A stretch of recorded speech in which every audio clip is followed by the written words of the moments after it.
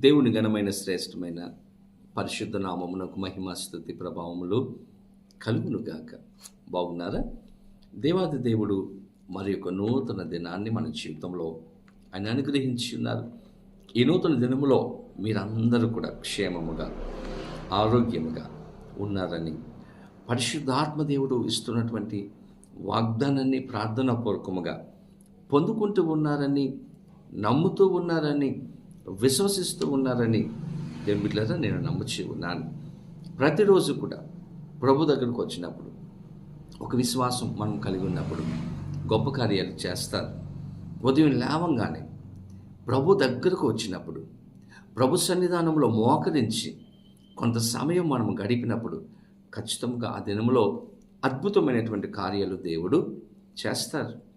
ఉదయం లేవంగానే ఎన్నో పనులు ఉండవచ్చు, కానీ ప్రభుత్వ సమయాన్ని గడపండి. మనం గడిపితే దేవుడు పరిస్థితులను మార్చి గొప్ప ఆశీర్వాదములు మనకు అనుగ్రహిస్తాడు. ఈరోజు ప్రభు సిద్ధపరిచిన వాగ్దానాన్ని మనం అందరం కూడా పొందుకుందాం. మీరు సిద్ధంగా ఉన్నారా? తలలో ఉంచండి. ప్రార్థన. పరిశుద్ధుడా నీకు వందనాలు, స్తోత్రాలు. ఉదయకాల సమయంలో మేమందరం నీ సన్నిధికి వచ్చి ఉన్నాం. ఈరోజు ప్రతి ఒక్కరితో మీరు మాట్లాడి మమ్మల్ని దర్శించి మీరు ఆస్వాదించి కృపలో భద్రపరచమని యేసు నామమున అడిగి వేడుకొంచి ఉన్నాము మా పరమ తండ్రి. ఆమేన్. ఈ దినం దేవుని వాగ్దానం చదువుకుందాం. బైబిల్ గ్రంథాలు తెరవండి. ఇర్మియా గ్రంథము 31వ అధ్యాయము 17వ వచనమును చదువుకుందాం. రాబోవు కాలమునందు నీకు మేలు కలుగునను నమ్మిక ఉన్నది. దేవుని స్తోత్రం. ఎంత అద్భుతమైనటువంటి వాగ్దానం. దేవుడు తన యొక్క ప్రజలను ప్రేమిస్తూ తన యొక్క ప్రేమను ఇక్కడ వ్యక్తపరుస్తూ ఉన్నాడు. చెరలో ఉన్నటువంటి తన ప్రజలను ఉద్దేశించి దేవుడు పలుకుతున్నటువంటి మాటలు. చెరలో వారు ఉన్నారు. వారికి ఒక నమ్మకం లేనటువంటి పరిస్థితులలో, వారి జీవితంలో ఏ నిరీక్షణ లేనటువంటి పరిస్థితులలో వారు ఉంటూ ఉన్నప్పుడు, వారి గమ్యము వారికి తెలియనటువంటి పరిస్థితులలో వారు ఉంటూ ఉన్నప్పుడు, శ్రమలు, దుఃఖము, నింద, అవమానము, కన్నీరు వారి జీవితంలో వారు కలిగి, మా జీవితాలు ఇంతే, మేము ఇలాగే ఉండాలి, మేము ఈ బానిసత్వంలోనే మేము ఉండాలి అని వారు అనుకుంటున్నటువంటి సమయంలో దేవుడు ఇస్తున్నటువంటి వాగ్దానం అండి.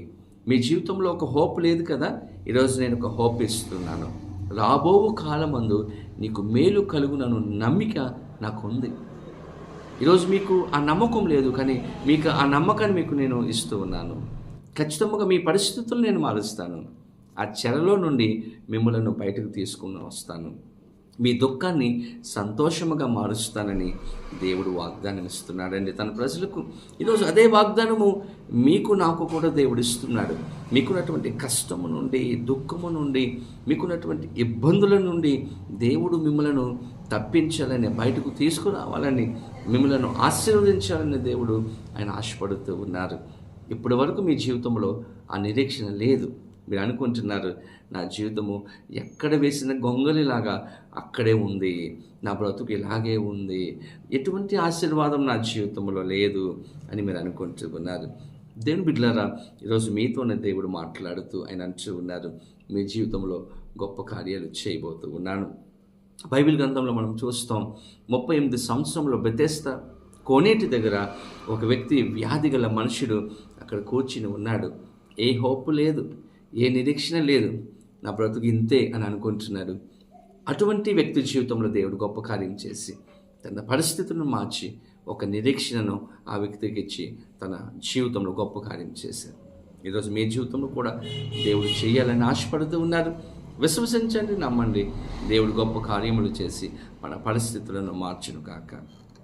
ఆమేన్. ప్రార్థన. పరిశుద్ధుడు నీకు వందనాలు, స్తోత్రాలు. ఈ దినం మాకు ఇచ్చిన అద్భుతమైన వాగ్దానం బట్టి మీకు వందనాలు. ఏ యొక్క నిరీక్షణ లేకుండా, ఎటువంటి హోప్ లేకుండా ఎంతమంది అయితే ఈ యొక్క ప్రార్థనలు ఏకీభవించి నీ పాద సన్నిధి పట్టుకొని ప్రార్థన చేస్తున్నారో, అడుగుచూ ఉన్నారో, వేడుకుంటూ ఉన్నారో, వారి జీవితంలో గొప్ప కార్యములు చేయండి. సమాధానం అనుగ్రహించండి.